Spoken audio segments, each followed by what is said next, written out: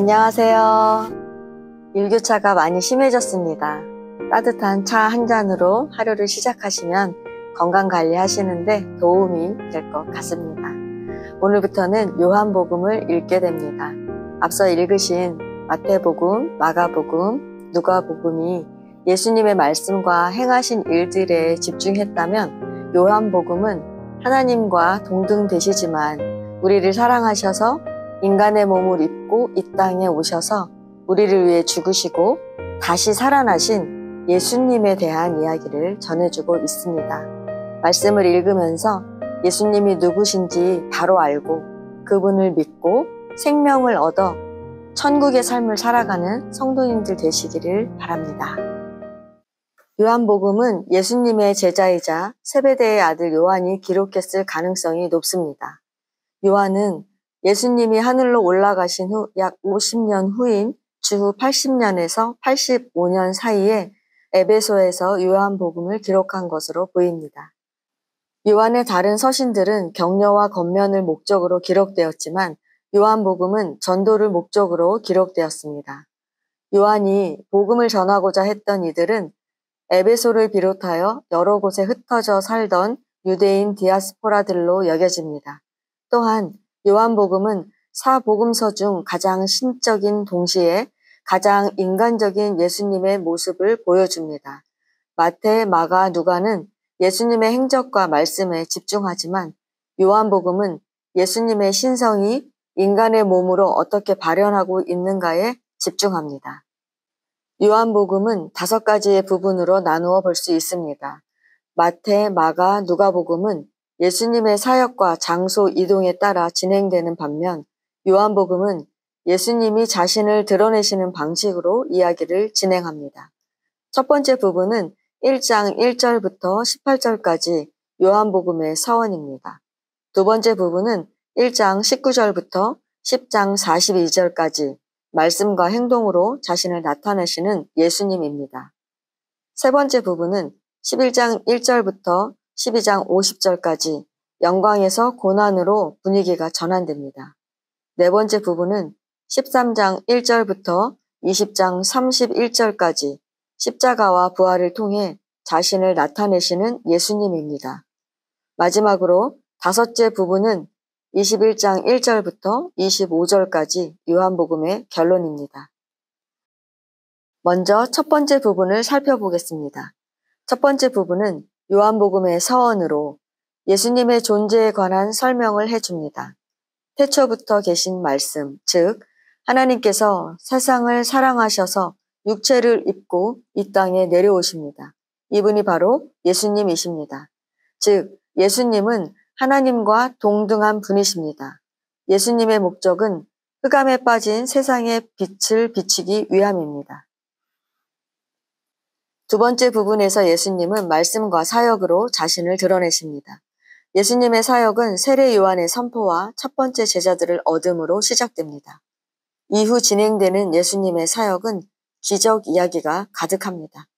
물을 포도주로 바꾸시고 성전을 정화하시는 등 여러 기적 이야기가 진행됩니다. 기적 이야기 사이마다 예수님의 말씀이 등장합니다. 예수님과 니고데모의 대화는 당시 사람들의 부실한 믿음을 보여주기도 합니다. 예수님의 사역은 세례 요한의 두 번째 증언으로 인해 더욱 힘을 얻습니다. 그러나 이에 대한 반대도 만만치 않았습니다. 오병이어의 기적 이후 이어진 예수님의 말씀은 제자들 사이에서 혼란을 일으켰고 사람들은 예수님의 뜻을 이해하지 못하고 떠나가기도 합니다. 예수님과 당시 세대의 갈등은 초막절과 수전절 논쟁에서 절정에 이릅니다. 예수님은 이 논쟁 속에서 유대 당국의 사람들을 마귀라고 표현하시자 이들은 매우 노골적인 적대감을 예수님께 표출합니다. 세 번째 부분은 점점 짙어지는 고난의 그림자를 보여줍니다. 이 부분에서 예수님은 영광스럽고 위대한 기적을 보여주시기보다 계속해서 자신이 받을 고난에 관해 말씀하십니다. 나사로의 죽음과 부활은 예수님의 죽음과 부활을 예고하고 마리아가 예수님께 부은 향유는 예수님의 고난을 예고하였습니다. 예루살렘 입성을 통해 예수님을 향한 유대 당국의 적대감은 점점 높아만 갔고 마침내 이들은 예수님을 체포할 계획을 세웁니다. 네 번째 부분에서 예수님은 제자들의 발을 씻기신 후 자신이 배신당할 것을 말씀하십니다. 이후 긴 예수님의 고별 설교가 이어지는데 예수님은 이 설교를 통해 자신이 하늘로 올라가신 뒤에도 성령께서 제자들과 함께 하실 것을 약속하십니다. 이어서 예수님은 겟세마네 동산에서 기도하십니다. 예수님은 이때도 제자들을 위해 또한 이후에 복음을 받아들일 사람들을 위해 마지막으로 마침내 예수님의 영광스러운 모습을 마주할 이들을 위해 기도하십니다. 후에 예수님은 잡히시고 재판받으신 후 십자가에서 죽으십니다. 그리고 3일 후 예수님은 다시 살아나십니다. 요한은 예수님께서 다시 제자들을 만나러 오신 이야기를 매우 길고 자세하게 설명한 후 자신의 복음서 집필의 이유를 간략히 말합니다. 요한의 목적은 많은 이들이 복음을 믿게 하려는 것이었습니다. 마지막으로 다섯째 부분은 요한복음의 결론으로 요한은 베드로를 회복시키시는 예수님의 이야기와 예수님의 위대하심을 말하는 말로 요한복음을 마무리합니다. 특별히 베드로의 회복 이야기는 예수님의 가르침을 통해 무리들을 가르치고 길러야 하는 교회의 사명과 예수님을 위해 고난을 당하는 교회의 모습을 보여주기도 합니다. 요한복음은 세 가지의 주제를 통해 신앙에 좋은 교훈을 주고 있습니다. 첫 번째는 예수님은 하나님의 아들이시자 하나님과 동등한 분이라는 것입니다. 이는 가장 근본적인 예수님에 대한 설명입니다. 아들이라는 표현이나 하나님께서 예수님께 지시하신 것을 보면 예수님께서 하나님께 종속되어 있는 듯한 느낌을 받습니다. 하지만 예수님은 하나님과 동등한 분이며 하나님께서 하시는 모든 일을 행합니다. 예수님은 하나님의 일을 더 하지도 않으시고 덜 하지도 않으십니다. 예수님은 인간의 몸을 입고 이 땅에 오셨지만 하나님과 동등하시며 하나님의 아들이신 신성한 분이십니다. 두 번째는 십자가는 승리라는 것입니다. 예수님은 말씀으로 하나님의 계시를 드러내시지만 십자가의 사건은 말씀만이 아닌 예수님의 온 몸을 바친 하나님의 계시입니다.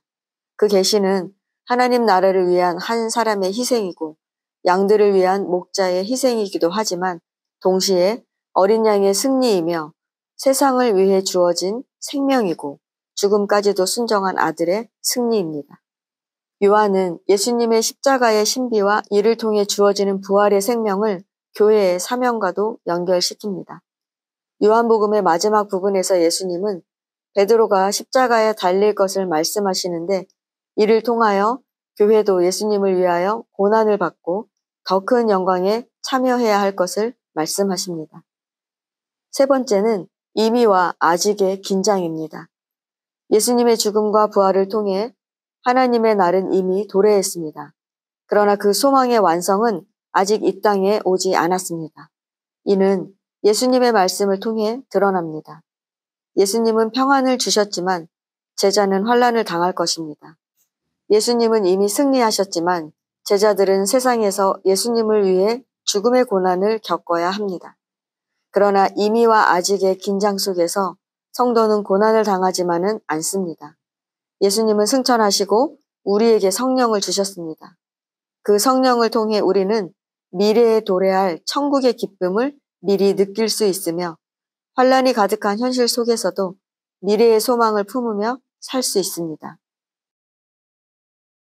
요한복음은 신성한 예수님의 모습을 보여줍니다. 하나님과 동등하신 그분은 세상을 사랑하셔서 인간의 몸을 입고 이 땅에 오셨고 마침내 우리를 위해 죽으시고 다시 사셨습니다. 요한복음을 읽으며 가장 높은 곳에 계시던 이가 나를 위해 가장 낮은 곳으로 임하셨음을 기억하므로 주님을 목숨 바쳐 사랑하며 환난 속에서도 순결하고 성령과 동행함으로 천국에 이르는 성도가 되기를 소망합니다.